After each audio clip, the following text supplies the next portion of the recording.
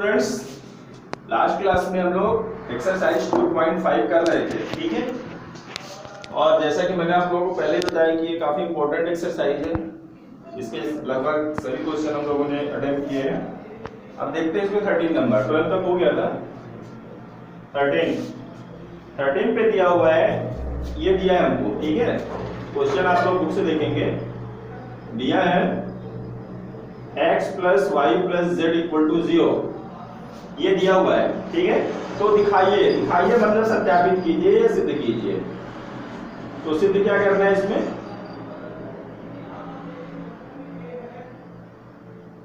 x cube plus Y cube plus Z cube equal to 3xyz, ये आपको सिद्ध करना है, ठीक है। ये दिया है और ये सिद्ध करना है। तो हमको जो सिद्ध करना है उसमें देखेंगे x cube Y cube plus Z cube है, जो ये वेरिएबल है उसकी घात कितनी दी हुई है, 3 दी हुई है। तो इसमें हम ऐसी आइडेंटिटी लगाएंगे जिसपे ये चीज आए, वही आइडेंटिटी लगाएंगे। हमने लास्ट क्लास में एक आइडेंटिटी सत्यापित की थी, लास्ट क्लास में x cube plus Y cube equal to x cube plus Y cube नहीं, x cube plus Y cube plus Z cube, ये तीनों चीज आए जिसमें, ठीक है ना। हमने एक आइडेंटिटी सत्यापित की थी, वैसे हमने लिखा भी था सर्वसाधारण नंबर 8 से क्या लिखेंगे हम जानते हैं, और ये जानेंगे कब, जब हमको सर्वसाधारण का पता रहेगी। x cube plus Y cube plus Z cube minus 3xyz, सर्वसाधारण का नंबर 8 जो लिखवाई थी, equal to x plus Y plus Z into x square plus Y square plus Z square minus xy minus yz minus zx, ये सर्वसाधारण का number 8 थी, ठीक है ना। तो ये हमको पता है, ये फार्मूला हमको समझो कि पता है। अब यहाँ पे दिया क्या है, x plus Y plus Z equal to 0, तो x plus Y plus Z की जगह पे क्या रख देते हैं, 0। x plus Y plus Z cube minus 3xyz equal to, इसकी जगह पे क्या रख दिया, 0 इंटू इधर भाई x square plus Y square plus Z square minus xy minus yz minus zx।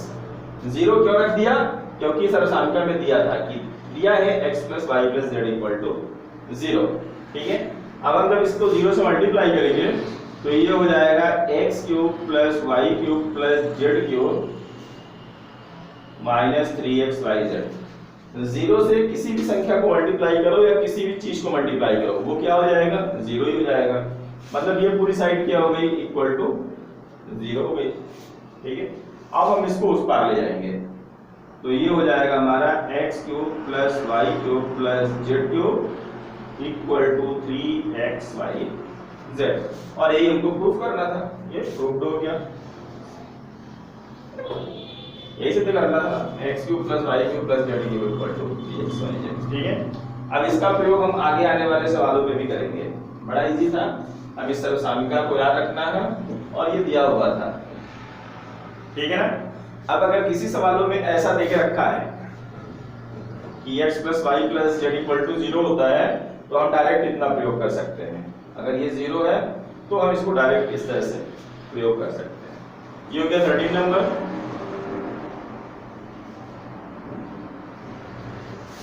14 number पे क्वेश्चन दिया हुआ है, वास्तव में घनों का परिकलन किए बिना, वास्तव में घनों का परिकलन मतलब जैसे यहाँ पे हमको लिखा हुआ है 10 की घात 3, तो 10 की घात 3 का मतलब क्या होता है, 10 गुणे 10 गुणे 10। फिर हमने इसको जब गुणा करके इसका मान निकाला तो कितना आया, 1000 आया, ठीक है ना। तो ऐसा नहीं करना है, कुछ सर्वसाधारणताओं को लगा के इसको हल करना है। वो कह रहा है कि वास्तव में घनों का परिकलन किए बिना निम्नलिखित में से प्रत्येक का मान ज्ञात कीजिए।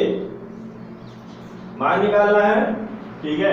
निम्न में से प्रत्येक का मान ज्ञात कीजिए, जबकि हमको इस तरह से उसका मान नहीं निकालना है, डायरेक्ट सर्वसामिका का प्रयोग करना है। तो उसमें पहला दिया हुआ है -12 का क्यूब प्लस 7 का क्यूब प्लस 5 का क्यूब, ये दिया हुआ है, लिखा हुआ है वास्तव में। तो अपन ऐसा नहीं करेंगे कि इसको डायरेक्ट हल करेंगे, ऐसा कि ये -12 की घात 3 है तो -12 गुणे -12 गुणे -12 कर दो, फिर प्लस दिया हुआ है तो आपने प्लस कर दिया 7 गुणे 7 गुणे 7, फिर प्लस दिया हुआ है तो 5 गुणे 5 गुणे 5, घात 3 थी, सबका 3 बार गुणा करके जोड़ दिया। ऐसा नहीं करना है कि आप इसको ऐसा कर दो, ये कितना हो जाएगा, 12 में 12 गुणा करेंगे 144 और माइनस 12 चौको 48, 12 चौको 48, 4 52 और 12 एकम 12 5 17, माइनस 1728, 12 का 3 बार गुणा किएंगे, ये कितना आ जाएगा, 7 का 3 बार गुणा करेंगे तो 343, 5 का 3 बार गुणा करेंगे तो 125, ठीक है। इसको आपने सॉल्व किया, ये -1728 और ये दोनों प्लस में थे, इसको ऐड कर दिया, 5 3 8, 4 2 6 और 3 1 4, और उसके बाद जब इसको सॉल्व किया तो 8 में 8 घटाएंगे 0, 12 में 6 घटाएंगे 6 और ये 6 में 4 घटाएंगे तो 2 और ये -1260। तो ऐसा नहीं करना है, ठीक है, ये ऐसा करना है। इसमें क्या करना है, हमको सर्वसामिका का प्रयोग करना है, जो अभी हमने सिद्ध की थी। ठीक, इसके पहले क्या सिद्ध की थी कि यदि x plus Y plus Z equal to क्या हो, 0, तो सर्वसामिका में हमने क्या सिद्ध किया था कि x cube plus Y cube plus Z equal to क्या लिख सकते हैं, ऐसा। तो हम इसका प्रयोग करेंगे यहाँ पे, ठीक है।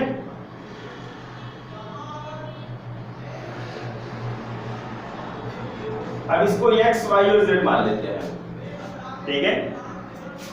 माना x equal to -12, y equal to 7 and z equal to 5। ये सर्वसामिका तभी हम इसका इस्तेमाल करेंगे जब इन तीनों को जोड़ने पे कितना है, 0। तो अतः x plus Y plus Z equal to, सबसे पहले हम x plus Y plus Z निकाल के देख लेते हैं, क्या तीनों को जोड़ने पे 0 आ रहा है। -12 प्लस 7 प्लस 5, -12 प्लस 7 प्लस 5, ये -12 और ये दोनों प्लस प्लस में तो जुड़ गए 12, तो 0 आ रहा है। जब 0 आ जाए तो फिर हम इस सर्वसामिका को उपयोग कर लेते हैं। यहाँ पे आता की जगह हम लोग चुंगी का निशान लगा देते हैं, क्योंकि x plus Y plus Z equal to 0 आ रहा है, इसलिए x cube plus Y cube plus Z cube बराबर क्या हो जाएगा, 3xy z, ठीक है। यदि ऐसा हो जाए तो फिर हम इसको डायरेक्ट इस्तेमाल कर सकते हैं। तो देखो x की जगह पे -12 का क्यूब प्लस y की जगह पे क्या है, 7 का क्यूब और प्लस z की जगह पे क्या है, 5, ये हो गया हमारा 5 का क्यूब बराबर 3, ये सब गुणे में है, ठीक है ना। 3 गुणे x का मान क्या है, -12 गुणे 7 और गुणे 5, ये ठीक है। देखो हमको कितना, या 12 12 12 गुणा, अब इतना गुणा कर रहे हैं, केवल इतना गुणा कर देंगे हमारा टोटल आंसर आ जाएगा, ठीक है। गुणा करके देख लेते हैं कितना आता है। 12 में 5 का गुणा करेंगे, 12 पंचे 60, ठीक है, और 60 में 7 का करेंगे तो 7 छंग 42, 420, और 420 में 3 का करेंगे तो 4 तिहाई 12 और 20 तिहाई 60। ये देखो 12 में माइनस लगा हुआ था, 12 में माइनस लगा था तो ये क्या हो जाएगा, -1260। तो हमने ऐसा भी किया था तो -1260 ही आ रहा था, ऐसा भी किया तो कितना आया, 1260 ही आ रहा है, ठीक है। इस तरह से इसको करना था हमको, ज्यादा कठिन नहीं है, बस ऐसा डायरेक्ट ना करके ऐसा सर्वसामिका करना था। इसमें एक और दिया हुआ है, बिल्कुल सेम है, एकदम इसी तरह से उसको भी छापना है, कुछ भी अंतर नहीं है, ठीक है, बस संख्या बदली हुई है तो आप लोग उसको कर लेना। बड़ा इजी है।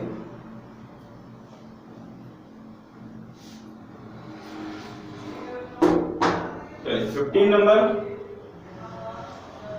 नंबर पे दिया गया है, नीचे दिए गए आयतों जिनमें उनके क्षेत्रफल दिए गए हैं में से प्रत्येक की लंबाई और चौड़ाई के लिए संभव व्यंजक दीजिए।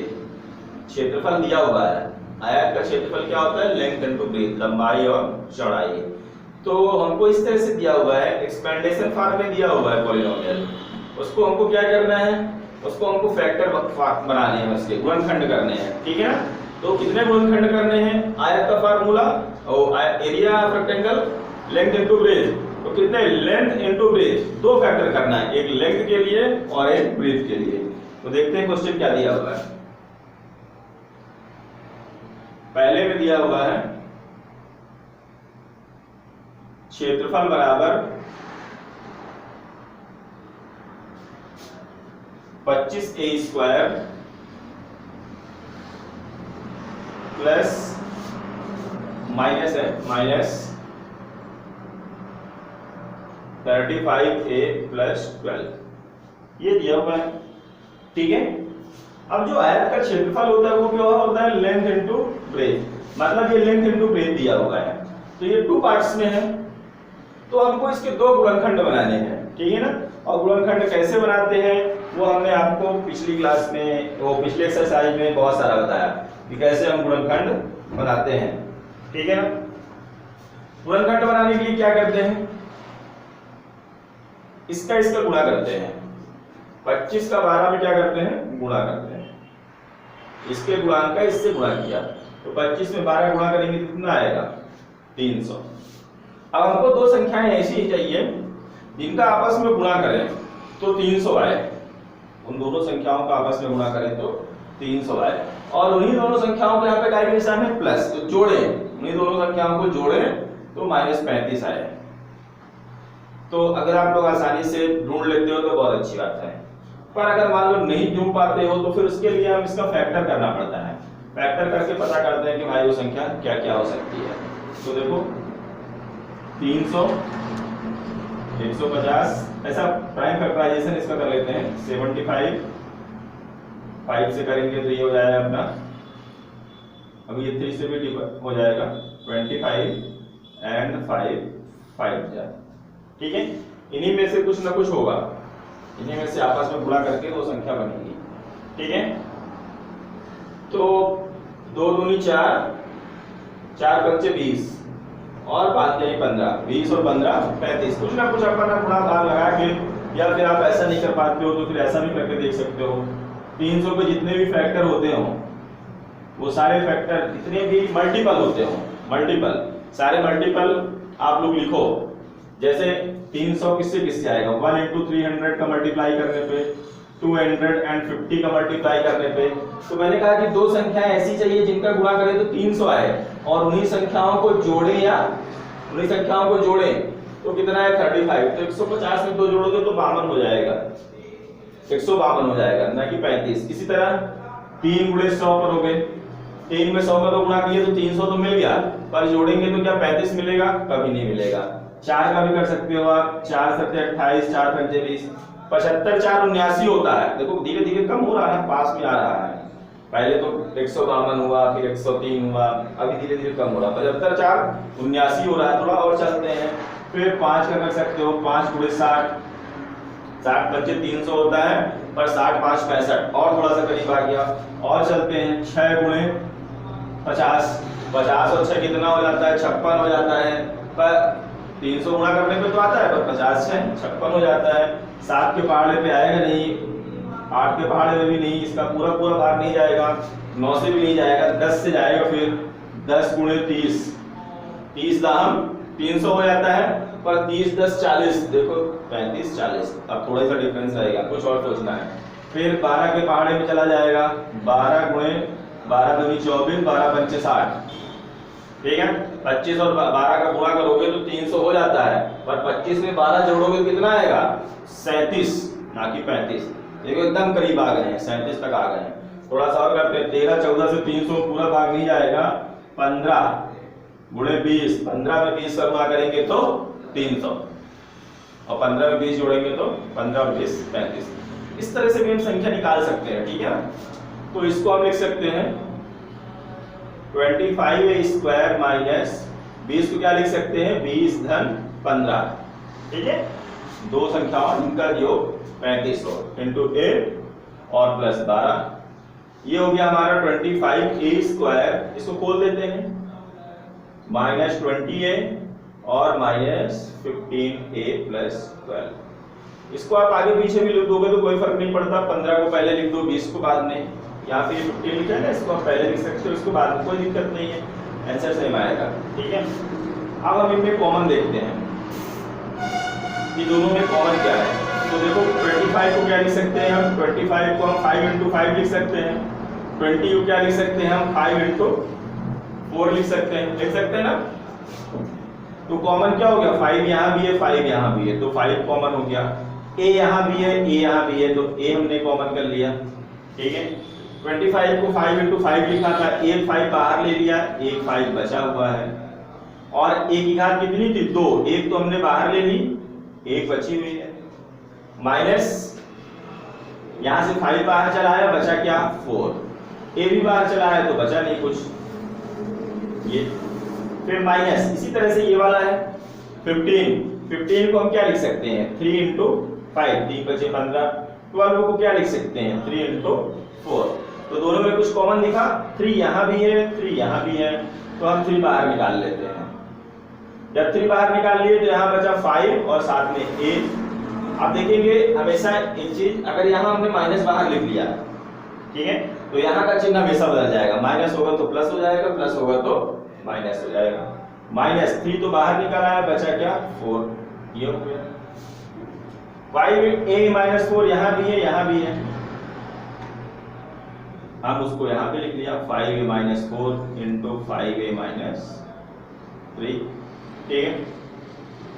चाहे ऐसा लिखो चाहे ऐसा लिखो, एक ही चीज है।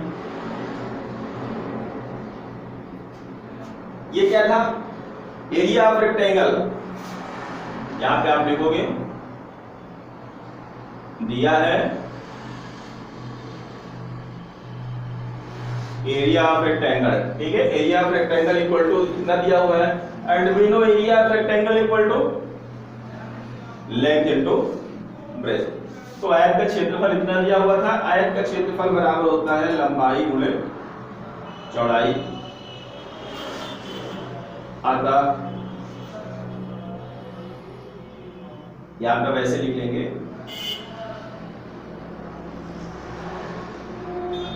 अतः लंबाई बराबर, देखो ज्यादा लंबाई ज्यादा होती है ना, इसमें से ये संख्या ज्यादा हुई, ये 5 है ये भी है 5 है ये भी है, इसमें 3 घटा है और इसमें 4 घटा हुआ है, तो 3 घटा हुआ मतलब ये बड़ी है ये थोड़ा छोटी है, तो लंबाई इसको ले लेते हैं। अतः लंबाई बराबर हो गया 5a माइनस 3 और चौड़ाई ये कितनी हो जाएगी 5a माइनस 4, ठीक है।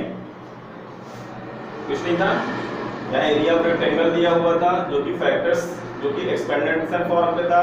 Area of rectangle equal to होता है लेंथ इनटू ब्रेथ, लेंथ हमको इसको इस तरह से बनाना था 2 भागों में केवल, ठीक है। तो इस तरह से हमने बना के इसकी लेंथ और ब्रेथ निकाल दी है, ठीक है। चलो इसी तरह का इसमें एक दूसरा भी दिया हुआ है,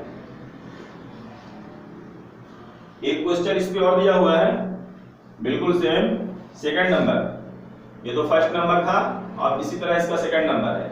आयत का ही क्षेत्रफल दिया हुआ है 35y square, 35y square plus 13y minus 12, ये इसका भी आप लोगों को उसी तरह से करना है, फैक्टर करके, ठीक है ना।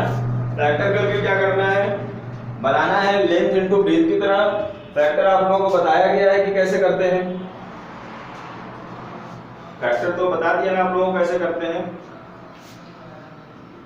35 का 12 में गुणा करो, कितना आता है, यह आएगा 12 × 5 = 60, 12 × 3 = 36, 5 × 41 410। 35 का जब 12 में गुणा करोगे, अब 410 का फैक्टर कर लो, ठीक है। 410 के फैक्टर कर लो, तो हमको दो संख्या ऐसी चाहिए जिनका हम आपस में गुणा करें तो वही 410 आए और उनको घटाएं, ठीक है, तो कितना आना चाहिए? 13 आना चाहिए। तो आप लोग करके देख लेना, इजी सवाल है, ठीक है। 35 स्क्वायर, इसको हम लिख सकते हैं -28 और 28 माइनस 15, 28 में 15 घटाएंगे तो 13 आएगा, ठीक है। इसका फैक्टर जैसा भी बताया था आप लोग करके देख सकते हो, आ जाएगा। ये हो गया हमारा 35y स्क्वायर। अब y के अंदर गुणा करेंगे, 28y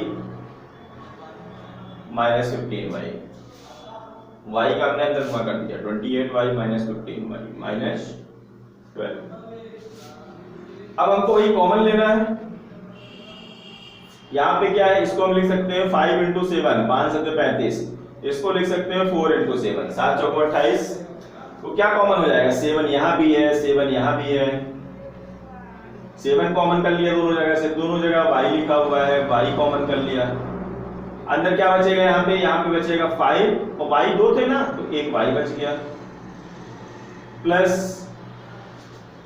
यहां से हमने y तो बाहर निकाल लिया और एक ही था बाहर चलाया, 7 भी बाहर चलाया, बचा क्या? केवल 4 माइनस 15। अब इन दोनों में देखो क्या कॉमन हो सकता है, 15 को लिख सकते हैं 3 इंटू 5, इसको 3 इंटू 4, दोनों जगह 3 भी कॉमन हो जाएगा। ये जब यहाँ पे 3 कॉमन कर लिया तो 3 बचे 15, 5 बचा और साथ में y बचा। चिन्ह को हमने बताया कि अगर हमने यहाँ माइनस कॉमन कर लिया है तो हमेशा ये चिन्ह बदल जाता है, माइनस से क्या हो जाएगा? प्लस हो जाएगा, ताकि फिर हम जब गुणा करें बाहर तो फिर से वही माइनस बन जाए। ये हो जाएगा 4, यहाँ भी 5y प्लस 4 है, यहाँ भी 5y प्लस 4 है, इसको हमने बाहर ले लिया, अंदर क्या बचा? 7y माइनस 3, ठीक है, 7y माइनस 3। तो अतः जो लंबाई है ये ज्यादा दिख रही है, 7y लिखी हुई है, तो इसको लंबाई मान लेते हैं 7y माइनस 3 और चौड़ाई क्या हो गई? 5y प्लस 4, ठीक है। ये आयत के लिए सवाल दिया था, आयत का क्षेत्रफल बराबर लंबाई गुणे चौड़ाई, लंबाई चौड़ाई, चौड़ाई लंबाई, ठीक है। इस तरह से हमारा ये क्वेश्चन हो गया। अब हम अपने लास्ट क्वेश्चन को करते हैं, ठीक है, और फिर ये एक्सरसाइज समाप्त हो जाती है, बल्कि चैप्टर ही समाप्त हो जाता है। 16 नंबर पे दिया हुआ है, इसमें वॉल्यूम दिया हुआ है क्यूबॉइड्स के, उनकी विमाओं के लिए संभव व्यंजक ज्ञात कीजिए, ठीक है ना। क्यूबॉइड की विमाएं लेंथ, ब्रीथ एंड हाइट, ठीक है, लंबाई, चौड़ाई और ऊंचाई, cuboid.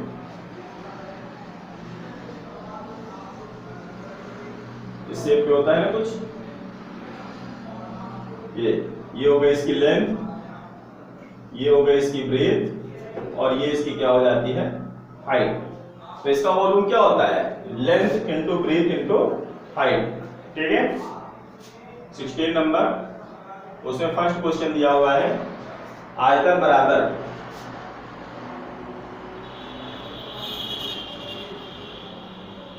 3x square minus 12x, ये दिया हुआ है। तो इस वॉल्यूम निकालना है, वॉल्यूम इक्वल टू क्या होता है? आयतन equal to L into B into H, लंबाई गुणे चौड़ाई गुणे ऊंचाई।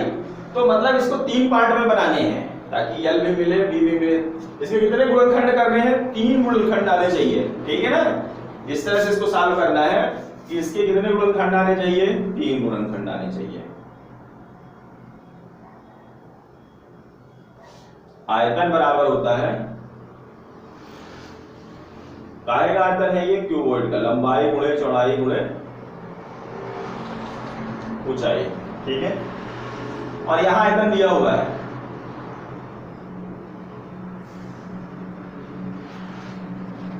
3x स्क्वायर माइनस 12, इससे हमने फार्मूला लिख लिया ताकि याद रहे, ठीक है।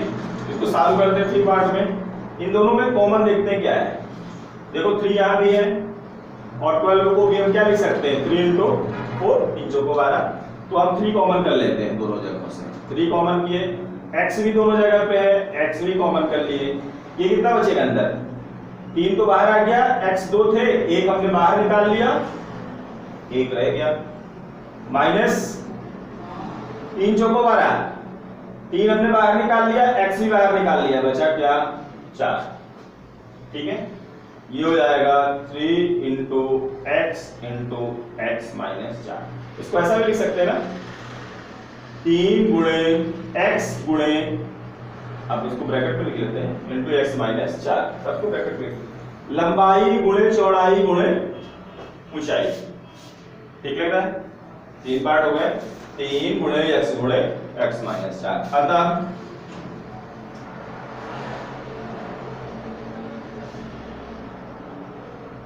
घनाभ की लंबाई कितनी हो गई, 3 इकाई। इकाई का मतलब उसको मेजरमेंट किससे नापा गया, मीटर में कि मीटर में, अपने को इस पे दिया नहीं है तो अपन लोग बस 3 ही देते। इकाई लिख सकते हो आप चाहो तो, 3 इकाई, चौड़ाई x और ऊंचाई क्या हो गई x माइनस 4। ये भी काफी इजी था। ठीक है, फार्मूला हमको याद था कि इसको 3 पार्ट में बांटना था, तो हमने इस तरह से इसको 3 पार्ट में बांट दिया। एक और क्वेश्चन है इसमें, उसको भी देख लेते हैं।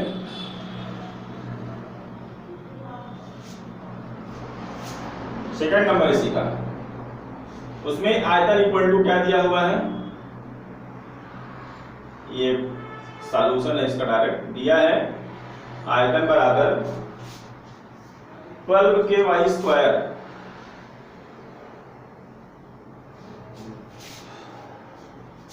प्लस 8ky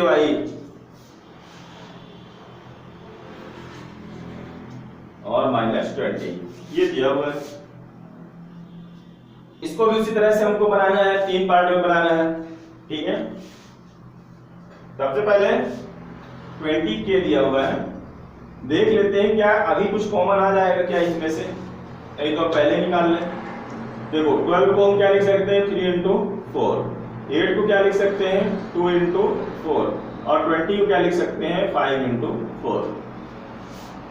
कुछ कॉमन दिखा, 4 यहाँ भी है, 4 यहाँ भी है, 4 यहाँ भी है, हमने 4 को बाहर निकाल लिया।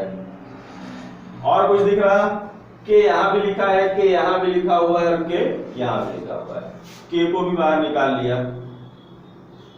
अब क्या बचा, 4 बाहर आ गया तो बचा 3 और y² बचा, प्लस 4 बाहर आ गया तो बचा 2, के भी बाहर आ गया, y बचा, और इसी तरह से यहाँ पे बचा -5, क्योंकि के तो बाहर आ गया, 4 भी बाहर आ गया।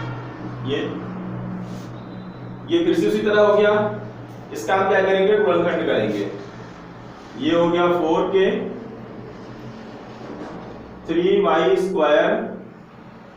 प्लस, अब देखो जैसा मैंने बताया गुणनखंड करने के लिए क्या करना पड़ेगा, इसका गुणा इसके साथ में करके देख लो, 3 गुणे 5, 3 गुणे 5, 3 बचे 15। अब इस 2 को ऐसी 2 संख्याओं में बांटना है, ये जो बीच में 2 लिखी है फैक्टर करने के लिए ही करते हैं, 2 को ऐसी 2 संख्याओं में बांटना है जिनका आपस में गुणा करें तो 15 है, और यहाँ माइनस लिखा है, उनको घटाएं तो कितना है 2, तो ये तो ऐसे ही 5 में 3 घटाओगे तो 2 आएगा, और 5 में 3 का गुणा करोगे 15। इसको हम लिख सकते हैं 5 - 3, 2 की जगह पे, और ये हो गया y -5, इसको ऐसे ब्रैकेट में कर देते हैं। ठीक है, ये हो गया 4k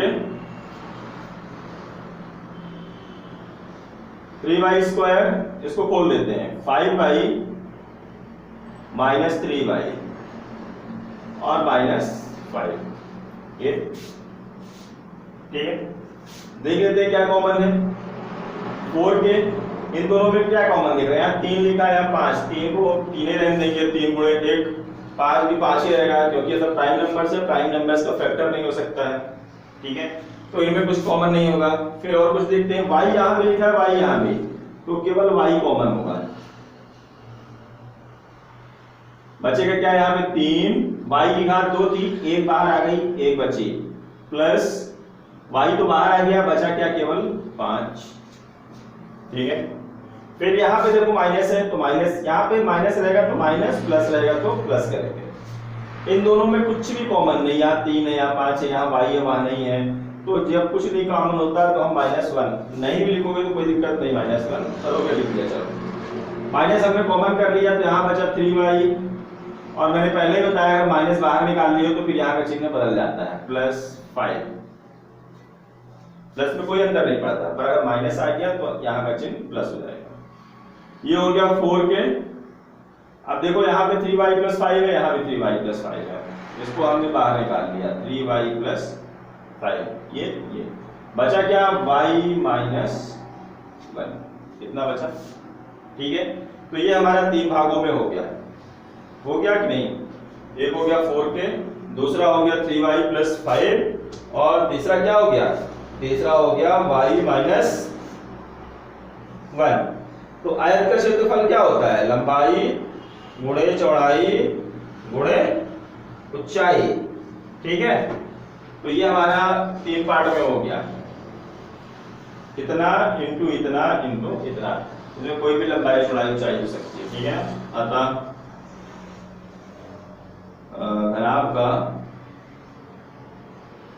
घनाभ की लंबाई मान लेते हैं 4k, चौड़ाई और ऊंचाई y - 1, ठीक है। ज्यादा कठिन नहीं है, बस आपको फार्मूले पे ध्यान दो, फैक्टर करते आना चाहिए। तो इस तरह से आज से हमारा चैप्टर 2 समाप्त हो गया, ठीक है। कक्षा 9 में बीजगणित में ये काफी इंपॉर्टेंट, हालांकि ये तो अलजेब्रा में थोड़ा सा भी है, ठीक है ना, पर बीजगणित में बहुत ज्यादा इंपॉर्टेंट है। बाकी तो फिर है नहीं कुछ, आगे ज्योमेट्री है। अगला जो चैप्टर है वो कोऑर्डिनेट ज्योमेट्री है, ठीक है ना, जो आप लोगों के लिए नया चैप्टर होगा शायद। तो यहाँ तक आप लोग कंप्लीट कर लीजिए, ठीक है ना, कॉपी बना लीजिएगा, ठीक है, और कॉपी में कंप्लीट करते जाइएगा। बाकी हम फिर नेक्स्ट डे पढ़ेंगे। Thank you.